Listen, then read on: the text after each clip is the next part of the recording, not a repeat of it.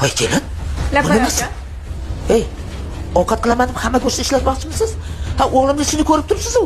Ish orqaga ketyapti shunda. Hozir 1 kilo go'sht uchun pul topishni o'zi bo'ladimi? Qo'ying joyiga. Oyijon, to'g'ri aytasiz. Bu yog'ini o'ylamabman. O'ylab qiling, kelin. Nima? Meni o'g'lim ko'chada pul supurib kelyaptimi? Xo'p, bo'ladi oyijon. Boshqa qaytarilmaydi. Ha, keyin aniq kirib yetganingizda parashoy o'lgurni kamroq ishlating. Bilasizmi parashoyda qancha turishini? Yo bilmaysizmi? Bo'ldi oyijonim. Siz qanaqa o'rgatib tursangiz, hammasini shunaqa qilaman. Faqat siz o'rgatib turing, oyijon, xo'p? O'zim oyijonimdan aylanay. Voy tavba qildim ey. Voy bor ekan-ku. Voy shunaqa kelinlar ham bor ekan-ku. Achchakada tashlab turmaganingizga rahmat sizga.